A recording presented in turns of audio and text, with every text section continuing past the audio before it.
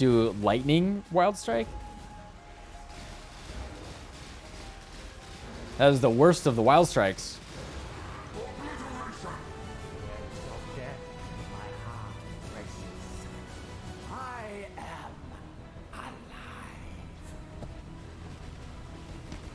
I'm not up to that just yet. Everlasting fire.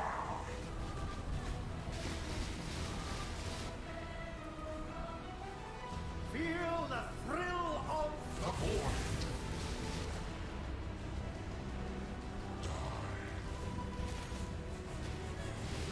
I have seen beyond.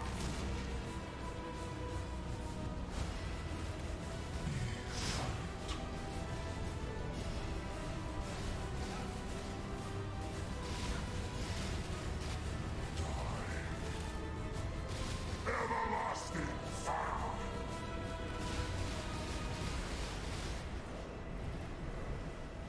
Feel the thrill of the void.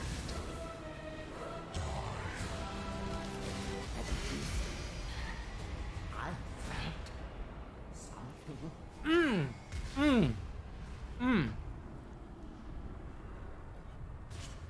That was the most delicious Sears kill I've ever had. Hello friends, how's it going? So, Int Stacking, it's been an archetype that's been around for a long time and I've never attacked it myself. It always felt like a thing that had been kind of solved, and because everyone always said, oh, it's very, very expensive. You need to have 300 mirrors and, you know, a kiss on the cheek from Chris Wilson to even consider thinking about playing the build. I was always a little scared off of playing it, and also since it was such a very established archetype that had been around for so long, that I felt like it was one of those things that there wasn't too much that I could do to really focus on and figure out myself and, you know, have a little playtime in there. And with the changes this league to all of the new masteries and everything, with all of the changes to support gems, with, you know, the shakeup across the board, really, of the way the game works in the past two leagues, I felt like maybe this was a good time that I could attack it and, you know, see what all the hubbub is about. Everyone's always, you know, it's one of those vaunted archetypes that everyone's always talking about. It's like an end game thing. And I wanted to see if I could put a little bit of my own little spin on it.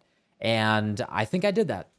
So I've been playing this for about 3 weeks now.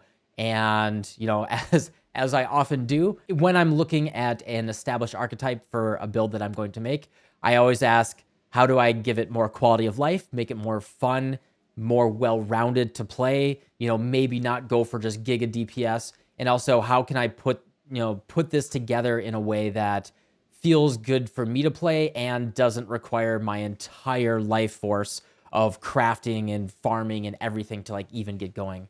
You know, sometimes I do have to put that much energy into it, but this build really fell into place really on its own very, very well. I didn't have to do anything particularly crazy here. You know, at the end of the day, this is still a pretty well-established archetype, and there isn't a single decision that I made here that is 100% original. It's really just my way of finding, you know, using my game experience and crafting knowledge to find ways to kind of, you know, trim off some of the fat of making it, you know, way too expensive or a glass cannon that's not very fun to play. So with that, you know, disclaimer and intro out of the way, what did I end up doing? I like raiders, I like things being fast, and I like not just being a pure glass cannon that falls apart. You know, so I looked at the established archetype of what is out there for in-stacking raiders. The vast majority of people are playing occultist or ascendant. And, you know, there are some people that are poking around on raider. There's people that even poke around on assassin. And in fact, assassin is more traditional as of about 6 months ago. With all of the changes after playing my Bane occultist and seeing especially what Ghost Dance with all of the evasion stuff and with spell suppression feel like all together, you know, feeling that on my Bane occultist, I knew that that was something that I wanted to really lean on for just making something feel really, really good. And I'm proud to say that it feels really, really good. This is possibly the tankiest build that I've ever played. I really can't think of another build that I've played that is actually tankier than this. Like, no kidding. You know, that may speak to the types of builds that I usually play, but the combination of spell suppression, very, very high energy shield, very decent evasion, and incredible leech and recovery rate. I rarely die. Like I would actually have 50, 60, 70% XP right now if I didn't occasionally do really, really risky things.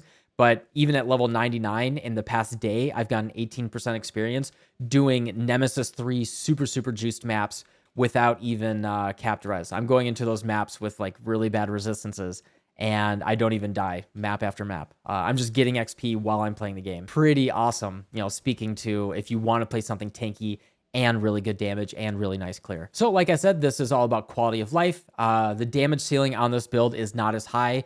You know, go to PoE Ninja, look at the Occultist, look at the Ascendant, look at the Assassin versions that are out there. If you want that like super giga DPS, 5-way carry, I'm going to one-shot everything in the game, you know, doing 50 million DPS type of stuff. I am at my level of investment, which is about 50 to 75 exalts, you know, depending on how you want to slice it. I don't feel the need to really min-max that anymore. My purposes with this build was just to be able to kill Maven, do Nemesis 3, and do, you know, the general content in the game very, very well. I've also successfully made it to, not defeated, Wave 26 in Simulacrum. You know, with more investment, you know, this is still a budget Int Stacker. With my level of investment, I still made it to Wave 26, and I'm very tanky, and everything feels really, really good. And, you know, if I wanted to go up to 150, 200 exalts, I'm sure I could do Wave 30 Simulacrum and all that type of stuff. I may take this build there this league. I'm not sure if that's in the cards. I'm already looking at what my next build is going to be, and with this weekend, all of the special December events coming up, I may not have time to really super min-max this, but for only playing it for a few weeks, crafting all of my gear, everything I have is self-crafted, and I will have a crafting spreadsheet that comes along with this build for you. This has performed absolutely spectacularly for me. So without further ado, let's get into all of the nitty-gritty. Typically, I would actually start with the passive tree when I talk about a build, but since this entire build revolves around one specific piece of gear, we got to start with that. So what is an Int Stacker? Well, at least the Int Stacking Wand build, which revolves around using Kinetic Blast and Power Siphon, entirely relies on having a wand that has 2 of the increased damage per intelligence modifiers.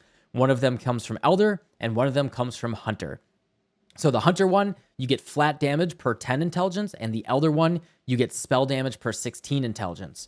What you do is you just get 2 of those wands that each have one of those. You use an Awakener's Orb, you put them together, and you cross your fingers, you hit flat lightning damage or an open prefix. If you don't hit that, sell off what you get or hit something maybe usable like I did here. I hit elemental damage with attack, which is okay. It's not as good as having, you know, 200 flat lightning damage. And then you just try to get that flat lightning damage on there with the wand. If you want to, you can go super crazy and try to craft with an essence and build it up from there. But that is additionally very, very difficult and expensive. I went for the, you know, the moderate investment route.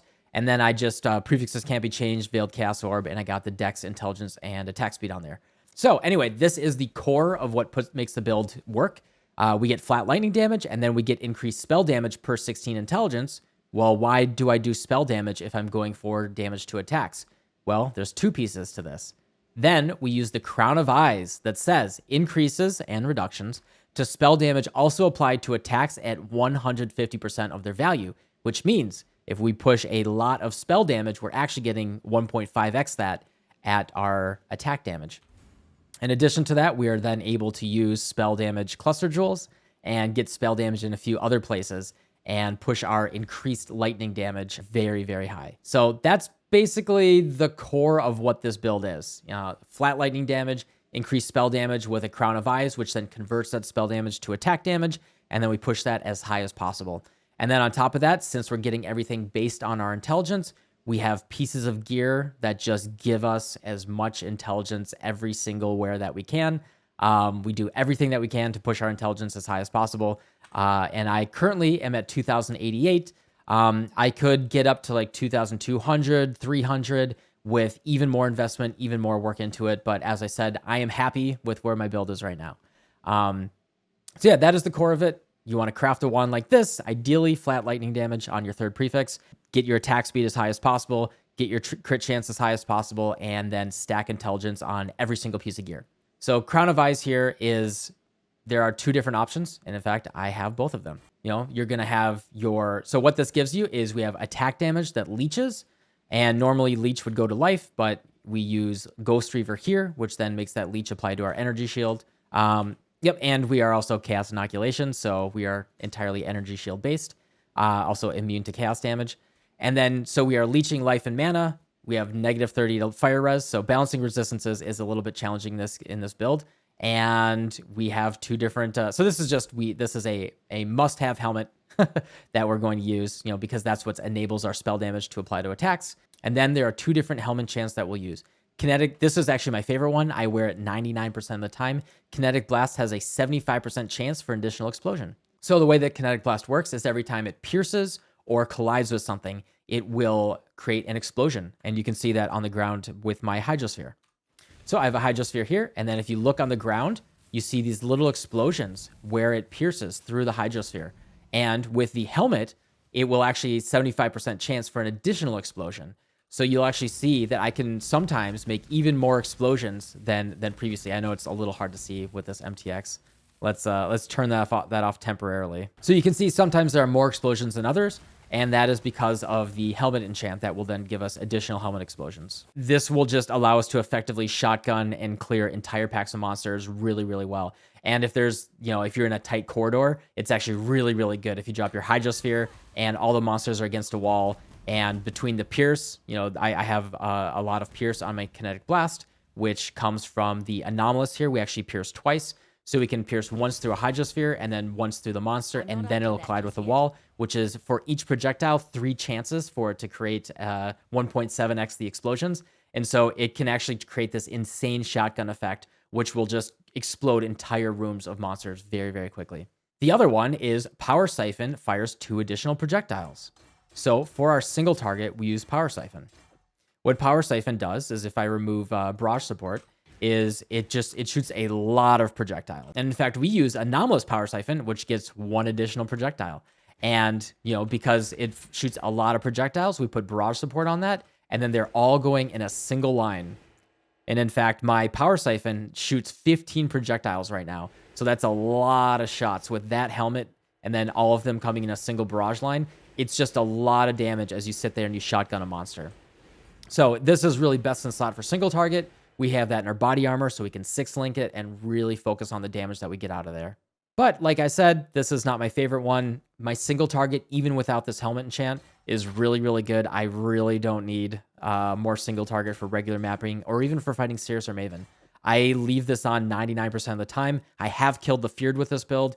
This helps a lot, if you're really trying to eke out that top of your single target damage, but honestly, I just wear this all the time. And then for additional uniques that we have here at Xeria's Reflection. So this is a shield where the price is actually going down. It's actually below 6 exalts right now, which is spectacular news if you're looking to put this build together right now. I bought the Prophecy, which I had the Xeria's Mirror Shield, and I took the Prophecy. I think I bought it for 7x a couple weeks ago. You have to kill Xeri, and then it upgrades it. The nice thing about that is I took a very well-rolled Xeria's Mirror. I have a couple rolls on here that are not my favorite, but I have perfect intelligence and really good evasion rating and perfect energy shield. I got the base Xeria's Mirror for a very low price. I upgraded it with a Prophecy, and it actually keeps the stats when you upgrade it, so I didn't have to use any divines at all, actually, on it.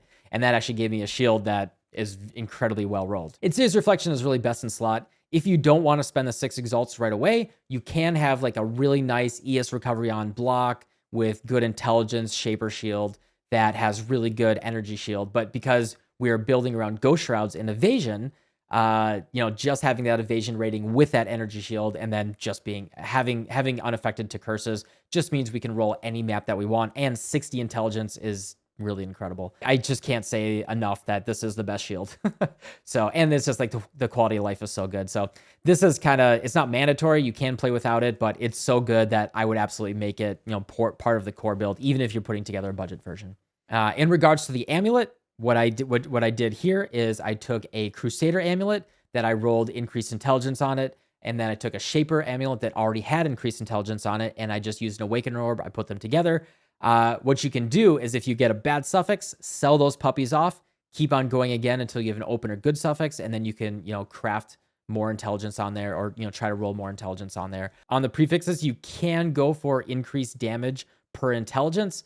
That is best in slot, but that's really, really hard to get. And as I said before, I'm trying to keep my budget on the lower end, for an Int Stacker. And I'm very, very happy with this amulet. Yeah, you'll also notice on all the jewelries that I have attribute catalysts on them. Obviously, this is very important. The number one thing that we care about across the board on all of our jewelry, on all of our gear, is the intelligence. So make sure you're using those attribute catalysts. And yeah, and then I just did suffixes can't be changed, use a veiled chaos orb, hit decent stuff. I mean, pretty good stuff. And that is it. Very, very nice for the quality of life is having a conductivity on hit ring. I bought mine for 7 exalts. That looks like at the time of recording, the cheapest one is 8 exalts. I think that this is worth the investment as you're putting the build together. It's just so good in terms of just being able to clear everything really, really well, having nice shocks, and you don't have to worry about manually applying curses or anything like that. So I opted to buy one of these rings, and then as with most of the gear, you'll find today that we craft with deafening essences of spite. They're very, very popular. As you can see here, it says suffix modifier of the essence. That's the best way you can get the T0 version of the intelligence on there. Just spam those essences until you're happy with your suffixes and complete your prefixes as you desire. I chose to craft flat damage on there. I got elemental damage with attacks on my essence, and I was very, very happy with it. You can go for more energy shield. You can go for different types of flat damage, what have you. You will notice a fun little thing that I did is I crafted flat cold damage on both of my rings. And in fact, this one has hybrid fire and cold. This means that whenever I crit, I am chilling. I have the potential to freeze and shatter, and I'm igniting. This just gives me the flexibility to build into anything that says, maybe I wanted to do something with bone chill. Maybe I wanted to do something with hypothermia or ice bite or something. It just gives me flexibility and, just increased flat lightning damage. Since the way that we're scaling right now is just pushing all of the numbers as high as possible into the stratosphere, a little bit of additional flat damage is not really what we're looking for here. So this was just a quality of life decision that I made, but you can choose to, do whatever you want. This is just another diamond ring crafted similarly. It has really nice flat lightning damage on the prefix, additional crafted flat damage. It's just a pretty solid overall ring, but nothing crazy. The ideal that we go for here is a ring that has percent intelligence synthesized implicit. However, you may notice there are a number of content creators and streamers out there that are playing Int Stackers. You can see a lot of folks asking for help on their own Int Stackers in Path of Exile builds. And if you check the prices, they are going up to 44 exalts. Last week, they were at 30x. It's just not worth it to me. Another 7% increased intelligence would be really nice, but I'm not going to spend 44 exalts on this. To me, maybe 20, 30x at the very, very high end would be worth it to me. It is best in slot. It's really, really good. But, this is just a little bit of a cherry on top. I can spend way less on that upgrading some other gear until I get there. So this would just be like a final upgrade later on. You can grab one of these puppies, maybe look for a deal, at like 5 a.m. in the morning or something when they're not super, honestly, that's just overpriced. I think that's a crazy amount to pay, but there's a lot of currency floating around this league. So, the price is the price. I am happy with just getting a little bit of crit chance on here, having a solid ring. I don't need to spend 45 exalts upgrading that. Now here, I got really, really lucky. I bought this belt base for 50 chaos. This will probably not be achievable for you if you're looking. Yeah, it looks like they're going for 15 exalts right now. Unfortunately, maybe you can find a deal. Let's look for ones that are maybe offline right now. So it's very important. Don't always look at the prices right when you search.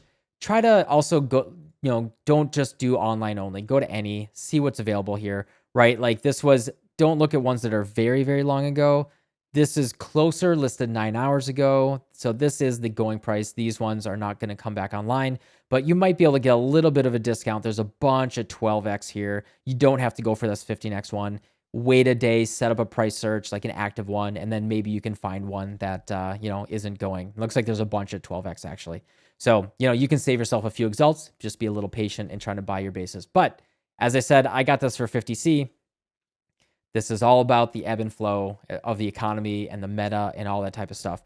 What I would recommend, if you really want to play a build, and I said this one in my Ellie hit guide as well, if you want to play a build that is known to be expensive and there will be some sort of meta shift in the middle of a league and then a bunch of people pile on, go into the next league with the idea that you want to play it. Set up a bunch of price searches, right? So what you can do is you can go to the trade site, search for something specific, right? You can just like copy paste this, and then you can just create a bookmark, right? Create a bookmark in here, make a new folder and just say like, hey, this is my Int Stacker searches, right?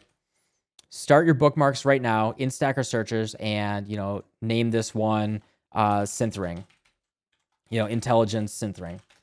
And what you're going to have to do is when the new league starts, all you have to do is you take this bookmark and you change it from Scourge to, like Boat League. This is going to be a Boat League next. Update all those. So go through that at the beginning of the next league. Once you know the name of it, update all of those searches, and you can just turn on activate live search, right? Like you do your search, click activate live search, and you will get your notifications when those searches show up. And, you can set your max price and say, I don't want to pay more than 20x, and just leave those active, minimized on your computer. You'll get the notifications and you can buy those things. And if you go into a subsequent league and you're already prepared and you have those snipes set up, you can buy like all of the bases that I have right now. You could absolutely put together in the first week of a league for like just a couple exalts total. But now, since, there's a lot of money in the economy, a lot of people are out there posting on Reddit saying, hey, I'm playing Int Stacker, yada, yada, yada. It will be more expensive. It's not, my version of it is on the cheaper side compared to the other versions. But, do be aware that the bases right now that you're going to be going for are going to be more expensive than they were a month ago. That's just the way the economy works in this game. But once you have this base, similar, exactly the same as the rings, is you just hit it with Deafening Essence of Spite, get that, just wait until you have good suffixes. Mine were like good enough. I actually ended up throwing more essences than I wanted to. And then suffixes can't be changed. Use a Veiled Chaos Orb. I got Evasion Rating Energy Shield, which is perfect for the build. Everything else on there is garbage. I just crafted increased elemental damage with attack. Good enough. Obviously I could do way, way better on this belt, but like I said, I'm trying to just get good enough and then I'm happy. And this is totally fine. With the gloves, I kind of kept it on the more budget side. If you look at the way that other people have put their gloves together, and the kind of the unique thing that I did here is usually, if you see like the big boy gloves, is instead of that of the order suffix that I have there, is they actually go for critical strike multi for socketed attacks, which is really, really nice. So the way that this works is we have kinetic blast here. I really think Anomalous is the best. Just having that pierce, being able to get extra explosions through your hydrosphere, and then piercing additional monsters. I think Anomalous is just best in slot. And if you check the prices, yeah, I got mine for like 2x, I think. Like I said, time of the league, stuff like that. Might be worth heisting and just try to get your own. We have that with Awakened Elemental Damage with attacks, which is really, really nice. A nice bonus that they added to that this league is now we can't have damage reflected here, which means that we can just elemental reflect maps, which is really, really nice. Damage on full life, since we're CI, we are always full life. And GMP, ideally Awaken GMP, but there's really no need. We already have plenty of projectiles and they clear the whole screen really, really well. And in fact, we can clear like 2 screens away pretty comfortably. You want to take Elder Fingerless Silk Gloves, ideally item level 84 if you want to go for that crit multi. I really prefer this balanced critical strike chance with increased elemental damage with critical strike recently, because this also works for our single target power siphon. It actually helps our single target damage. Whereas if you just went for the crit multi one, that's only for clear. And honestly, I'm really, really happy with the clear right now. So just use Essences of Spite until you hit the level 20 faster attacks. I really made sure I went for level 20. Suffixes can't be changed. And then Reforged Speed will guarantee give you the faster projectiles. Or there's only 1 speed prefix on Elder, and you're guaranteed to hit faster proj. So keep doing Suffixes can't be changed, Reforged Speed until you hit the faster proj that you're happy with. I did use the Veiled Chaos Orb to fill my last suffix, but you can choose how you want to finish that one. And then we have like a pseudo 6 link here, can go for a pseudo 7 or even a pseudo 8 link if you go for the socketed crit multi and the slower proj prefix as well. But I am very happy with my pseudo 6 link. I spent a total of, I think, 5 exalts on these gloves, something like that. I try to keep it more on the budget side, keep it all under 100x. All right, got a little hot and bothered thinking about my boots. So this is where I did something, you're generally going to find that when it comes to boots, I spare no expense. So 25 exalts of my 75x investment was crafting boots that I wanted. These are absolutely not necessary. You don't have to go all out. But for me, I am incredibly picky when it comes to boots. This is the one thing, no matter what build I'm going to do, it's what really lends the flow and the quality of life to playing any build. You know, really fast movement, really fast attacks. Everything feels fluid and nice. And so when it comes to boots, I spent 25x on these. You do not need 25x boots, but I decided to go all out. So what I did here is I started off with perfectly rolled two-tone boots. I hit him with a Redeemer Orb, and then I woke on Hunter. I just woke it on, didn't even roll for anything first. So I had double influenced boots. And then I used essences. I went for Tailwind, so I would have been absolutely happy if I hit Tailwind. I never hit Tailwind in many exalts of essences. And then I realized, hey, I can, since I always have Onslaught, I can actually just go for elevated Onslaught, which is really, really easy. Onslaught has a way higher weighting than Tailwind. And then I can just, you know, do Suffixes Can't Be Changed, Reforge Crit, get Elusive, throw a Maven Orb at it, try to elevate my Onslaught, and then finish it that way. So that's exactly what I did. Essences until I hit Onslaught. Suffixes Can't Be Changed. Hit it with a Reforge Crit. Maven Orb. I got lucky. I hit Onslaught on the very first try. Suffixes Can't Be Changed. Reforge Crit. And then Suffixes Can't Be Changed again. Hit it with an Ashling Slam. And I got Movement Speed. Cannot Be Chilled the second time. So the first time I hit Onslaught with Movement Speed, which obviously does nothing for a Raider. So I had to do Suffixes Can't Be Changed, Reforge Crit, Suffixes Can't Be Changed, and Ashling Slam again, which is another, like every time you miss, that's a 4 exalt cost. Like I said, absolutely not necessary to craft this way. You could also spam Fundamental Fossils, which are a new thing this league. These will also be your best friend. So they are these little guys that look like they have a little beetle in there. How much do they cost right now? Looks like Fundamental Fossils are about 5 chaos per if we search for them in bulk, 5 to 6 chaos per if you want to buy them in bulk. These things are our absolute best friends for crafting this league. Previously, and this is also another reason why Int Stackers are not as expensive this league if you choose to craft your own gear, is Fundamental Fossil says more attribute modifiers, no critical modifiers.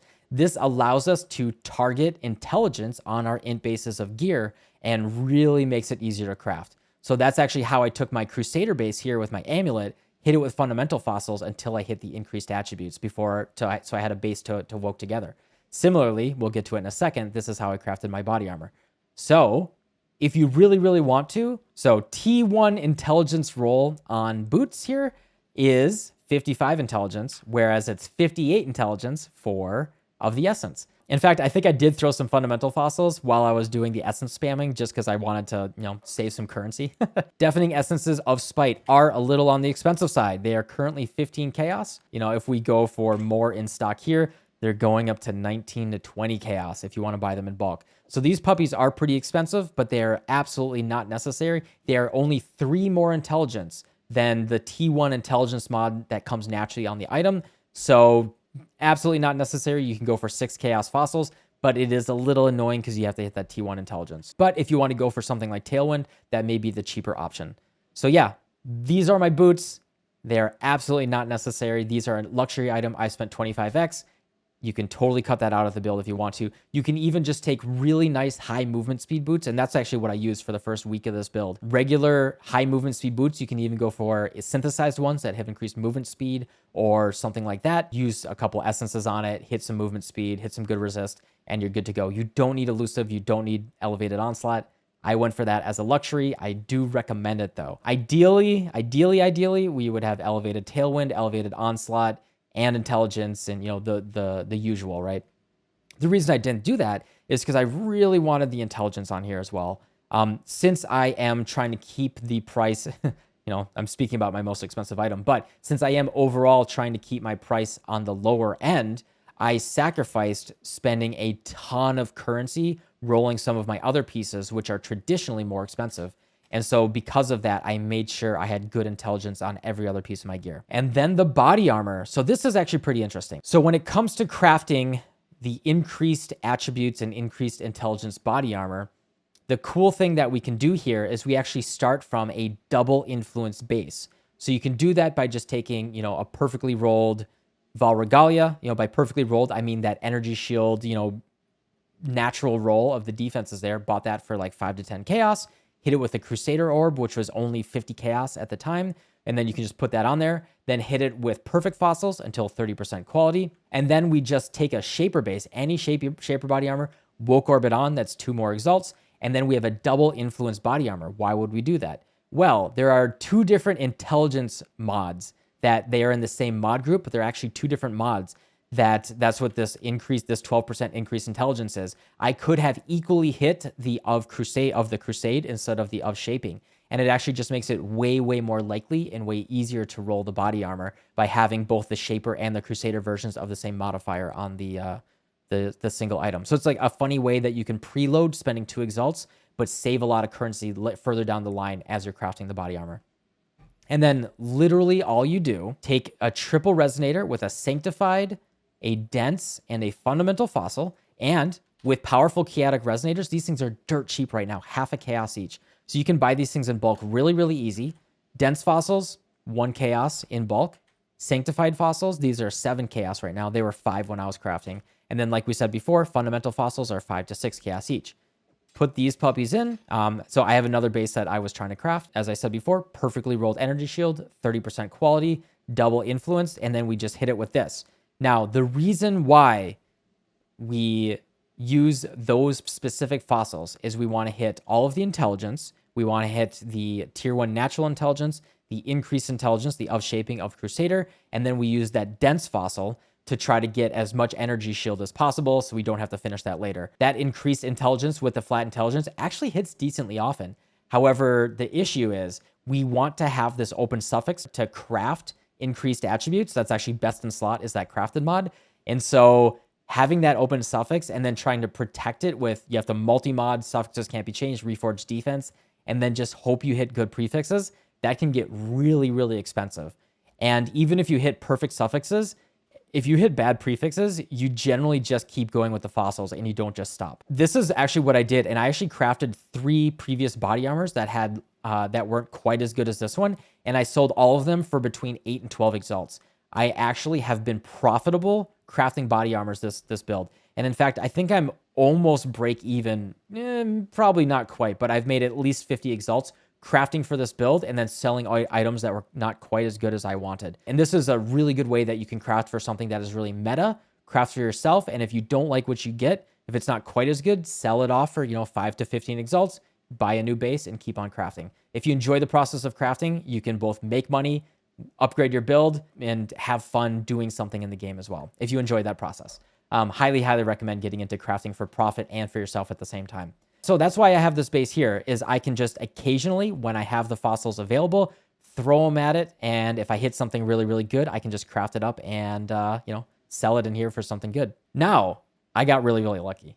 We did this on stream. I think I hit this body armor in like 2 to 3 exalts worth of fossils. It was really, really quick. I have 772 energy shield. I had an open suffix. It literally hit just like this. When I saw it, my jaw dropped. I got really, really lucky. You do not need something this good. All you need is that open suffix with the increased intelligence and the T1 flat intelligence. Craft the increased attributes. You're good to go. You don't need that really, really big flat energy shield. I was using a 400 ES body armor for a really long time, and I still had roughly 10k ES. This build is so tanky, you really don't need that much energy shield. If you want more, I have a Google Docs spreadsheet that comes along with it, as well as a lot of additional considerations and ways that you can think about it, alternative ways to craft. And I will continually, as people ask me questions, add to this, and there will be more and more detail there. So that is in the description below if you want to know anything more about how to craft all this stuff that I may have missed in the video. And before we get to the entire passive tree or the gems, since we are in the thrall of talking about crafting, I may as well just continue down that line and speak about the cluster jewels. When it comes to int stacking, cluster jewels are actually just as important as every other piece of your gear. So the ideal cluster jewel looks like this, although the increased effect and the energy shield would be tier 1. The suffixes are perfect. So what we want is passive skills have 35% increased effect. T1 energy shield is like 11 ES per node, and T1 all attributes and T1 intelligence. Because we are scaling all of our increased attributes across the board, these actually give us so much increased intelligence. The way that we craft this is actually really interesting. Now, in the spreadsheet here, I'm gonna give you guys a couple alternatives. There are 2 big different ways that you can craft this. There's the main way, and then the way that I decided to do it on the cheaper one. So the traditional way of crafting one of these puppies is you just throw it into the old currency tab and you spam your alterations and your augments and you try to hit good stuff. If you hit, your perfect prefix and your perfect suffix, you're going to imprint it using the Krasic chimeras, and then you're just going to imprint and regal over and over again until you hit that third mod that you're going for. So what you're going to go for is the tier 1, and this is my imprinted base. You're going to go for that tier 1 increased effect and that tier 1 either intelligence or all attributes. They have the exact same weighting, which I think is 200. It's very, very low. You're going to imprint, and then you're going to regal until you get that other attribute modifier, and then you can just slam it with an exalt. Cross your fingers that you hit energy shield. So you can see that on this regal, I hit max energy shield. I got tired of imprinting and regal, and imprint prices are actually going up significantly. They were 50 chaos when I started doing this. A couple days down the line, they were up to 80 chaos, and I think they're approaching 90 chaos today. To me, that's just not really worth it considering the alternative methods that we have access to. So I ended up with this. In fact, I actually rely on this to get some of my resistances now, and I'm happy enough. Ideally, that lightning res would be all attributes, and then this would be 100 exalt jewel. So like I was actually really close to hitting it. Maybe if I get ambitious, I'll go back to the imprint, which is right here. This is my imprinted cluster jewel, and then I can just imprint and regal again and just do it for hours and hours and hours until I hit all attributes, and then it becomes 100x jewel. But, then I would be missing lightning res. I'm happy enough. I'm happy with where my build is. Now, this method is actually an alternative, and I actually highly recommend doing this. So what I did here is I spammed dense and fundamental fossils, and I ended up hitting. So the funny thing is I actually didn't hit any of these prefixes. I hit perfect suffixes, and then I threw it into harvest, reforge, keeping suffixes. I got really, really lucky, and I got near perfect prefixes here. I mean, good enough. Then I'm just happy, right? And this is actually a much, much cheaper and more reliable way to do it. Oh, also, the jewels have to be eye level 84 to get T1 of the attributes. And you're in luck. The base jewels were more expensive when I first bought mine. I think I bought this 12 passive one for about an exalt, but it looks like the supply has gone up dramatically for the demand. And it looks like you could probably buy these for about 30 to 40 chaos. If we go to the 10 that I have, let's take a look. And it looks like for 5 chaos, you can buy the 10 base. So that's really, really good news. I was afraid that the bases might be a little expensive for y'all, but they're very, very cheap for you. But yeah, that's the 2 different ways that I crafted my cluster jewels. I actually strongly recommend the fossil version. Perhaps fundamental fossils will be way too expensive further down the line. If this method becomes too popular, and you might go back to the imprint regal version, and in fact, the imprint regal is the way that you hit like the really, really good stuff. I'm actually perfectly happy doing this. Oh, also, so what you can do is take this regular expression, just copy it from the spreadsheet, and you put it in here as your alteration spamming, and the jewel will then highlight when you hit the thing that you care about. So you can see, because I have tier 1 intelligence, it's actually highlighted right now. So let's do a little test here. Maybe we can hit something decent. So here we hit a very interesting base. So I have tier 1 energy shield and tier 1 intelligence. I'm not sure that I would imprint this. As nice as flat energy shield is, it's not nearly as good as having that increased effect prefix.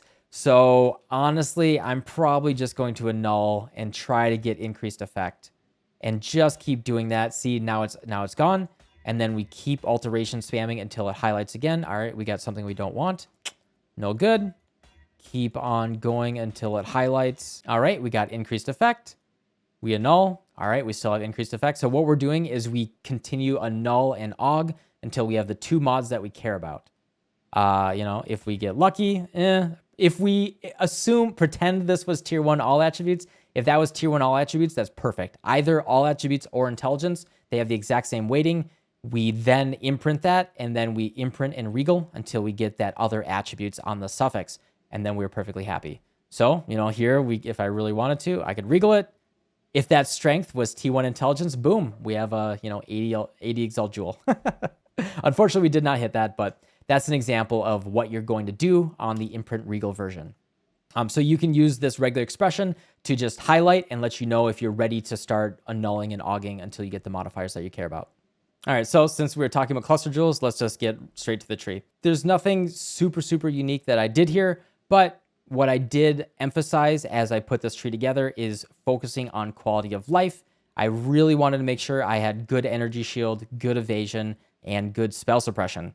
I haven't gone over the defenses of the build yet, but as you can see here with my flask up, I have 83% evasion. I have 80% spell suppression, and ideally on my boots, I would actually prefer my third suffix here to, instead of cold resistance, to be 20% spell suppression. That would have put me at 100%, but honestly at 80, I'm pretty darn happy. 53% of that spell damage is suppressed. We have a little bit of bonus there. We have decent energy shield regen. That's from our Watcher's Eye that has discipline regen on it. And then we have 76 cold and lightning res with chaos inoculation, 11,200 energy shield, some stun recovery. We are immune to chill and freeze. We have cannot be chilled on the boots. We have cannot be frozen here, can't be multiple stunned, stun and block recovery. And I have a reduced effect of shock on us anyway. You could really choose whatever you want on the small one here. I do want to just upgrade this. Can't be blinded, can't be maimed is pretty nice to have. So all we do is we just path up. We grab Fertile Mind right here. Ideally, we'd have this corrupted with, mana efficiency or corrupted blood or something like that. But, Fertile Mind just gives us, in this slot, gives us a ton of intelligence. It's a really, really good place to put it. We take increased energy shield, increased evasion rating where we can, projectile speed, some intelligence wherever we can get it, of course. So a little bit of evasion rating, more resistances, more. This suppression wheel is really, really nice for us. This is where we put our 10 cluster jewel. Actually, in which one is 10 and which one is 12 is actually important. You want the 10 down here. Then we go for attack speed. A little bit of flat intelligence. We can go for resist as well, but really attack speed is the best thing that we can get. There aren't that many places in the build that are left over to scale our attack speed. So anything that we can get to get even more just makes our quality of life and our damage just overall really, really good. And you'll notice that I prioritized reduced effective shock and chance to avoid being stunned on my jewels. I actually have 90 between my Pantheon and this jewel alone. I have 90% reduced effective shock on me. So shock basically does nothing. Many, many builds. I've reviewed a lot of people's death clips on stream, and many times that people die, I noticed that little shock debuff in the upper left corner. Do not ignore shock as a thing that makes you die a lot. I think a lot of people kind of ignore it because it doesn't, it's not as impactful as getting stunned or ignited or frozen. And shock's the silent killer. So do watch out for that. I did prioritize taking this with this reduced effective shock on me. I am just incredibly tanky. I do have an anti-shock flask, but it's really not very necessary considering how little shock actually affects me. More resistances, more lightning damage, can't be stunned. I could upgrade this jewel. It's pretty weak. And then we just path up here, more attack speed, more resistance, more avoid being stunned. We do take power charges where possible. We are a crit-based build. And so just sneaking a little bit of crit is really nice. We do use Ghost Dance. When we get hit, we actually lose a Ghost Shroud, which we'll then get back in a couple seconds later. We will recover energy shield equal to 3% of our evasion rating. With our flasks up, we actually have 25,600 evasion rating. That means we get back 768 energy shield just on getting hit. When we have a Ghost Shroud, we have 3 Ghost Shrouds at a time. So for 3 hits, we'll actually get back over 2,200 energy shield. That's so good. And then they all come back 2 seconds later. So it's such a good defensive layer. It's always been really, really good on Trickster. And now that's available to anyone. If you are anywhere near this on the tree, I can't emphasize enough how good it is. We have Ghost Reaver, which says that we leech energy shield instead of life, which is what works with our Crown of Eyes, as we said earlier. The one downside to this is we cannot recharge energy shield. So usually, if you don't take damage for a few seconds, the energy shield will recharge really, really quickly. And then you can, if you really want to, you can do something like take Wicked Ward, where it'll recharge until it hits full and it can't be interrupted. We can't do that because we're relying on leech. So very, very specifically, that is why my Watcher's Eye has regenerate energy shield per second while affected by discipline. I also have increased critical strike chance while affected by wrath. An additional modifier here that I would really like is something like attack speed by precision, penetrate lightning resistance when you have wrath, things like that. But this was just a very, very cheap one. I think I bought it for like 2 to 3 exalts. These are like the 2 critical mods that I would start off with. And then you can go for something as your additional third one. Arcane Sanctuary is just really, really nice quality of life. Avoid elemental ailments, avoid being stunned. As I said before, I can't emphasize enough. We avoid so much of elemental ailments and we have really high stun avoidance and all that. Just really, really good quality of life. We have decent chance to block, really good defensive layers. We have chaos inoculation here. I do go through the faster doom rate for Whispers of Doom because we double curse right now. If I had one extra point, I would probably switch it over to curse effect here. We get a lot of our single target damage by having a really juiced up sniper's mark. In fact, if you really, really wanted to, I could probably put a level 4 enhance in here and juice up that sniper's mark instead of using Sigil of Power. So that's an alternative that, you know, you may want to consider. So I have a little dangler right here. I am level 99 as well, so be aware of that. Every single little point in this build matters. Every single little point is such, like, because we're multiplying everything with itself, just another level. You want to get is, like, honestly, this build isn't done until it's level 100. This is one of those builds where every little point of damage and point of defense gets eked out because we have, you know, we're pushing everything to its maximum. So honestly, I'm going to take this build to level 100. You know, my last point, I'll probably switch over to 10% increased effective curse because that sniper's mark getting even more increased damage taken from projectiles is an insane multiplier on our single target damage. I go through arcing blows, you know, more penetrate, more damage. I do take lightning damage with non-critical strikes is lucky.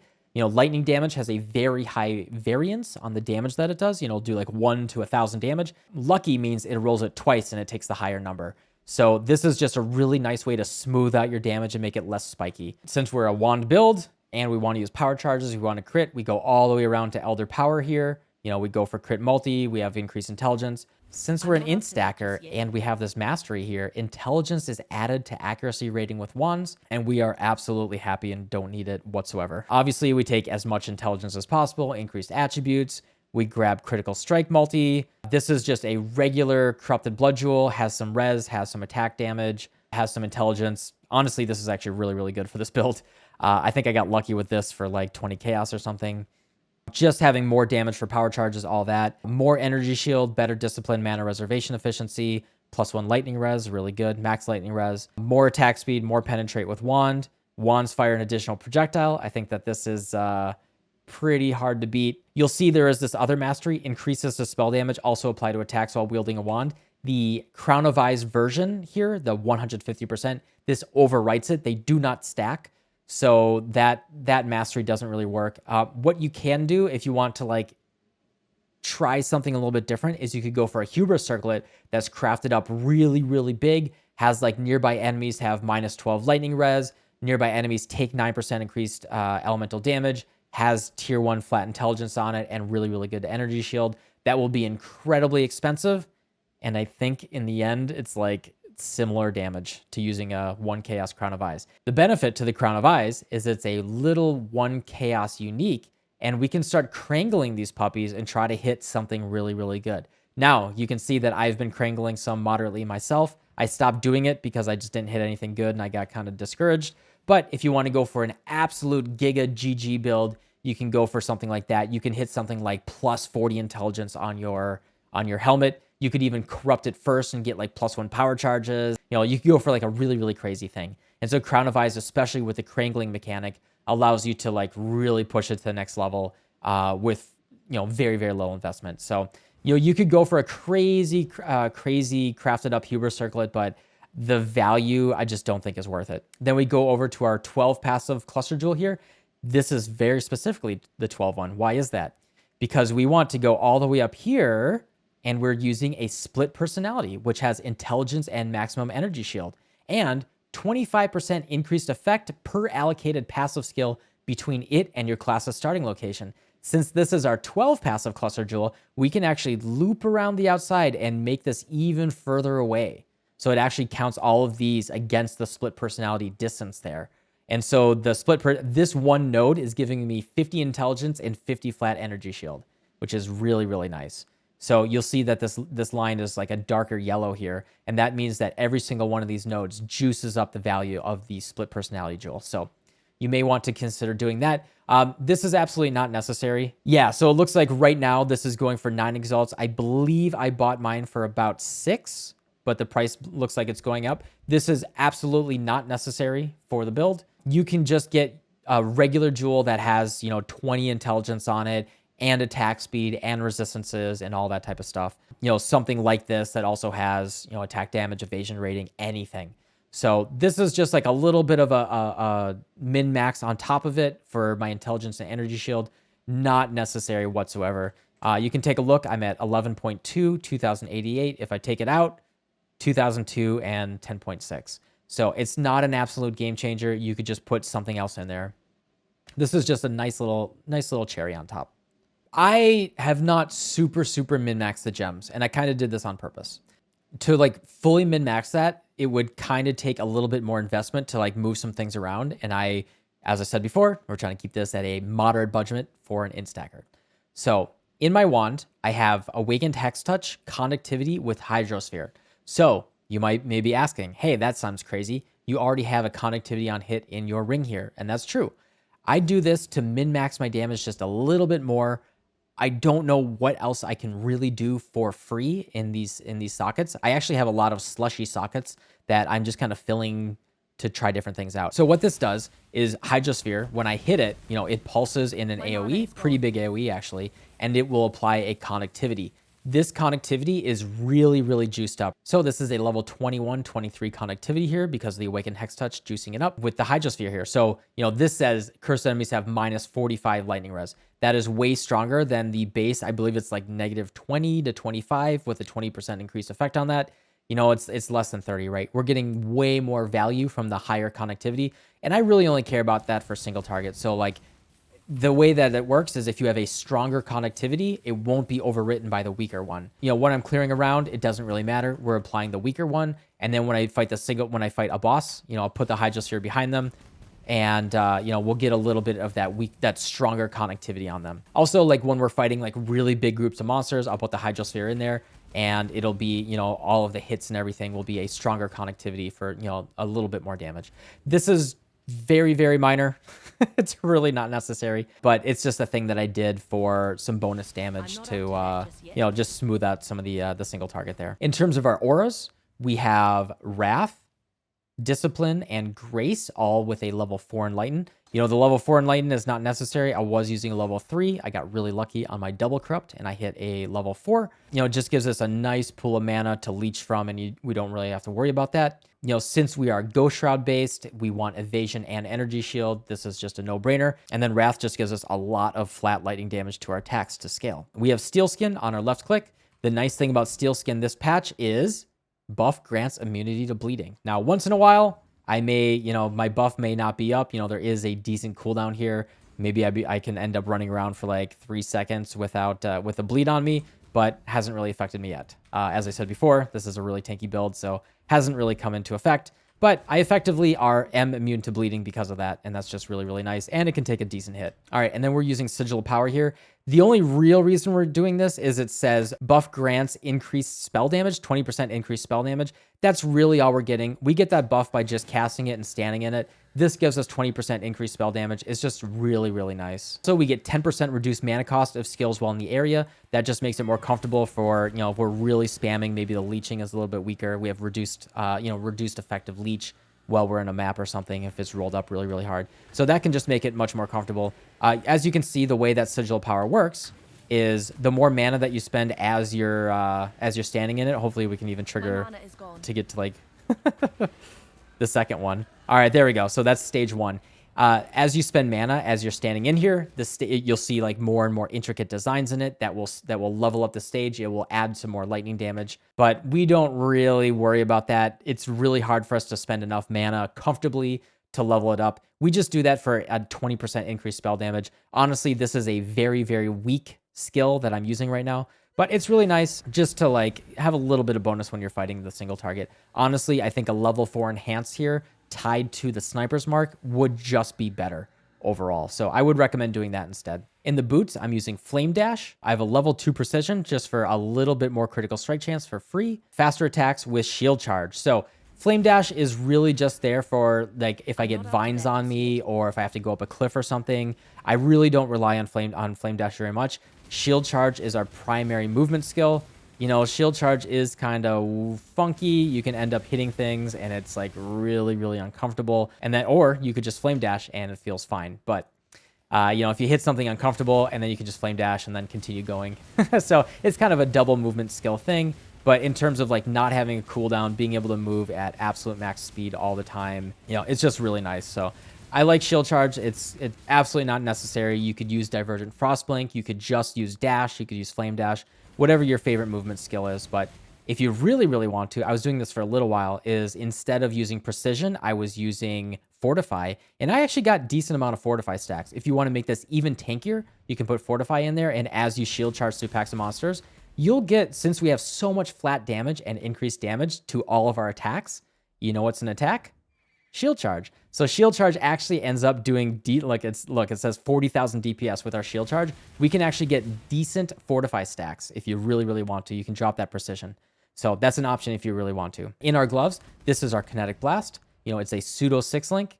Anonymous kinetic blast, I really think it's the best one. Damage on full life support, it's just a free damage gem because we have CI. Awakened elemental damage with attacks, and then GMP. Awakened GMP would be better, but it's really not necessary.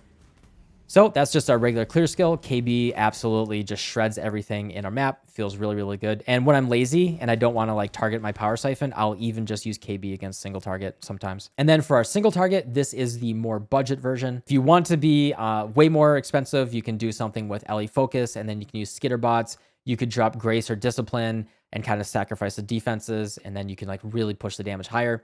I prefer to do it this way. This also gives us really, really good quality of life. We have Power Siphon. I do have Vol Power Siphon. I corrupted this. I wanted to hit level 21. I got Vol instead. Vol Power Siphon does like almost no damage. It looks cool, but I don't even have it on my bar. So don't worry about Vol Power Siphon. Awakened added lightning damage support. Even cooler, Awakened lightning penetration support. This says 10% chance to inflict lightning exposure on hit.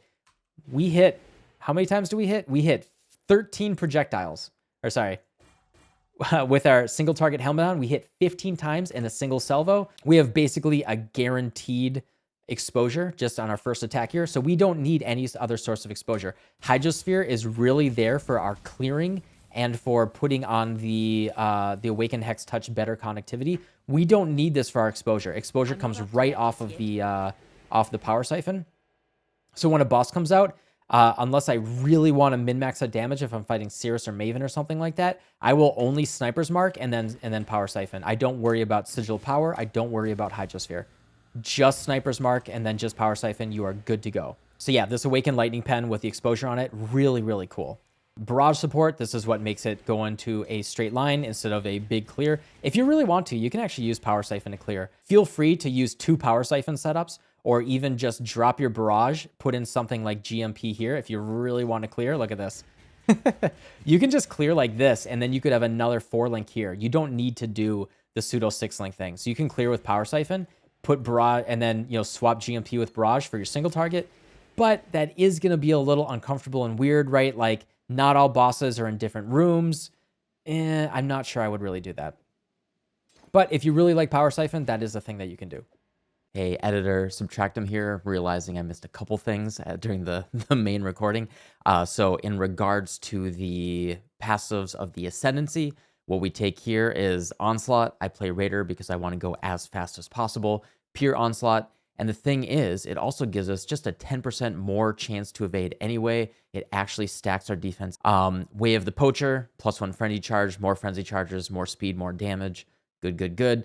And then Quartz Infusion for permanent phasing and 40% chance to suppress spell damage. Because we are already immune to so many elemental ailments already, and the ones that do affect us are so weak, I think Avatar the Veil is just an absolute...